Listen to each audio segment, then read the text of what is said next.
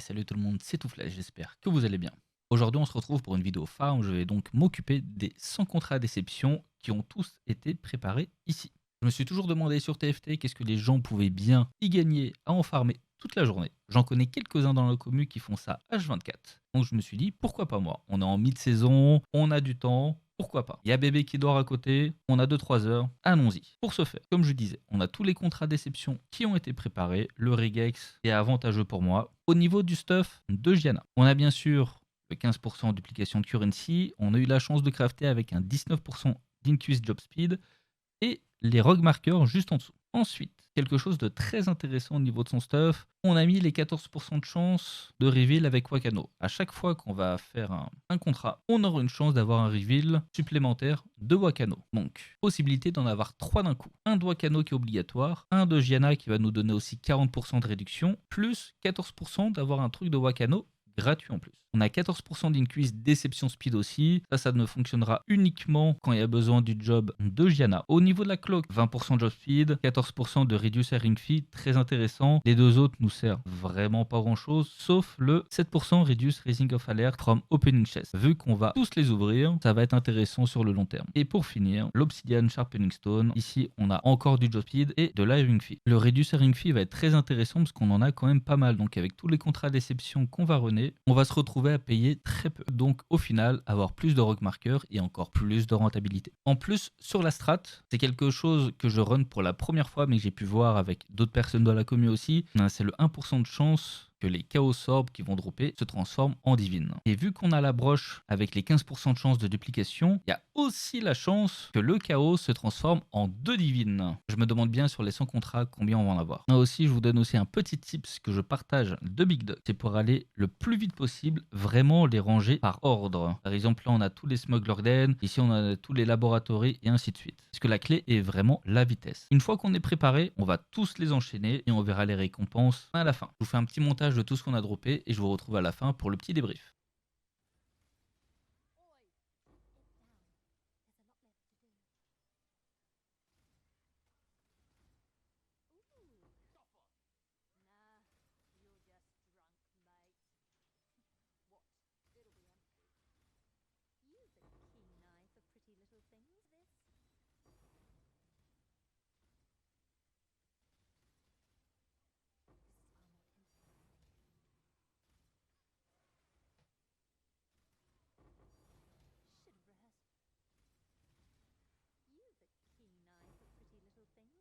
Nous voici à la fin des 100 contrats. Et personnellement, ça a été quand même assez simple à farmer. Je les ai pas fait en une soirée, on les a fait en 2 fois, mais ça a été très smooth. Pas trop de choses à ramasser, ça avance bien. Sincèrement, avec une petite série sur le côté, c'est nickel. Au total, ça nous a coûté 14,5 divines.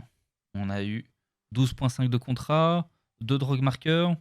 Sachant que les contrats, ça a été quand même très simple à acheter, hein. Je les ai trouvés en une seule personne qui en vendait plus de 300-400. Donc, j'en ai acheté 100. Ensuite, au niveau des loots, qu'est-ce qu'on a droppé? Pas mal de petits trucs, mais sans que ce soit trop pour être chiant à vendre. Donc ça, c'est vraiment un très bon point. Énormément de stack deck. On en a eu combien? On en a eu 300, 450, 471 stack deck. C'est quand même pas pire. Ensuite, au niveau des raw currency, on a eu un petit peu de tout. On a eu 2 divines qui sont tombées, comme vous avez pu voir juste avant. Sincèrement, ça se vend. Après, il y en a trop peu de chaque pour que ce soit intéressant à vendre en bulk. Et au cas où, comme je vous dis, ça peut se vendre, hein, comme les sextants, les Vaal Orb. On a aussi les gem cutters qui sont très recherchés. Un petit peu de currency qui servent pour le craft. Donc c'est toujours très intéressant. Au niveau des cartes de divination, on a une qui est intéressante, la Wealth and Power à 6 divines, et après tout le reste, ça vaut pratiquement pas grand chose. Donc, pour le reste, au niveau des rogue markers, on en a pour à peu près 5 divines. On a droppé 167 000, pas mal. Sachant que là, on a compté que ça nous a coûté 2 divines, parce que j'ai pas pris de cela. J'ai pris de ceux que j'avais en banque sur le côté. Donc ça, c'est que du bénéf. On a par la suite, on a également eu aussi un petit peu de tout. Personnellement, ça, je le compte en perte. Non, je sais pas pourquoi ça a changé. J'ai mal appuyé, désolé. Donc, tout ça qui nous fait 12,5 divines de bénéf. On compte les 27 moins les 14,5. J'ai mis à peu près 3h30 pour le faire, ce qui nous fait donc 3 divines et demi à peu près de l'heure. Et une moyenne par contrat de 0,27. Ce que je vais surtout en retenir, c'est que c'est quelque chose de très simple, de réalisable avec un stuff très correct. Il n'y a pas besoin de gros stuff pour faire ce que j'ai fait. C'est uniquement du haste, du shield charge et un petit peu de survie. Après, vous allez me dire, oui, bon, après, vous allez me dire, oui, on est sur la Ligue Affliction, 3,5 divines de l'heure, c'est pas grand chose. Mais,